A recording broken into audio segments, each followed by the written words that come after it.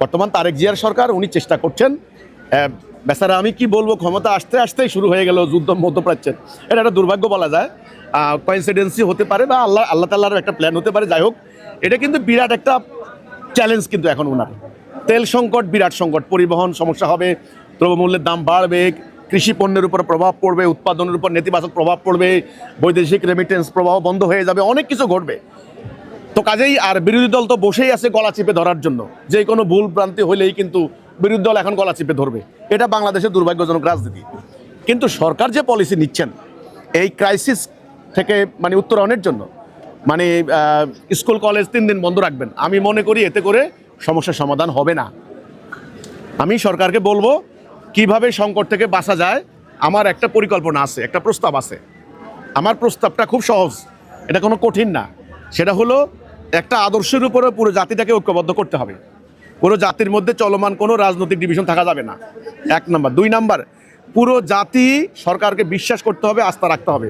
তাদের সমগ্র সম্পদ পাচার করার মানসিকতা বাদ দিয়ে তারা এখন নিজেরা চিন্তা করতে হবে, নিজেরা প্রত্যেকটা মানুষ চিন্তা করতে হবে আমি কিভাবে আমার জ্বালানি নির্ভরতা কমাতে পারি, কিভাবে আমার ব্যয় সংকোচন করতে পারি, কিভাবে আমার একেবারেই বেঁচে থাকার জন্য ন্যূনতম যেটা প্রয়োজনীয়তা সেটা বাদে, বেসিক নিডস ওইটা বাদে আমার বিলাস দ্রব্য ব্যবহার কমাতে পারি।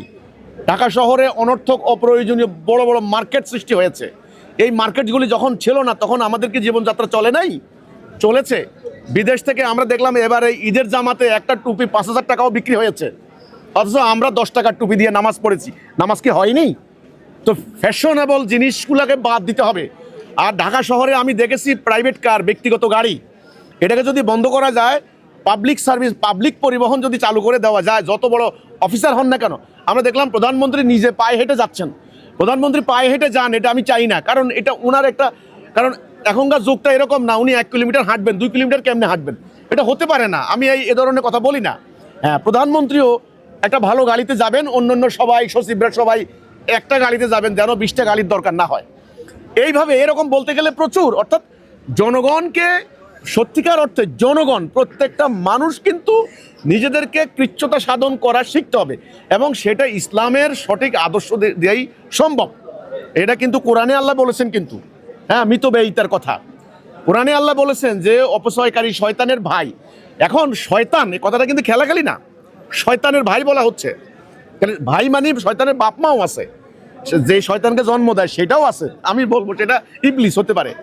তো কাজেই আমি বলবো সরকার এই 3 দিন স্কুল বন্ধ রেখে সমাধান নয়, আরও অনেক কিছু ওয়ে আছে বাস্তবসম্মত। যেমন গ্রামীণ অর্থনীতিকে উন্নয়ন করতে হবে, এটা হলো মেইন।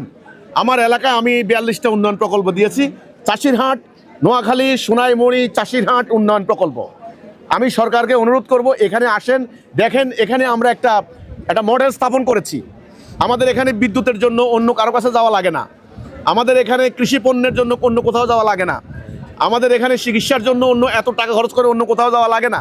তাহলে আমরা কি করেছি একটু দেখেন, একটু ভিজিট করেন, তাহলে দেখবেন তেল আমদানির উপরে এত পেরেশানি করতে হবে না।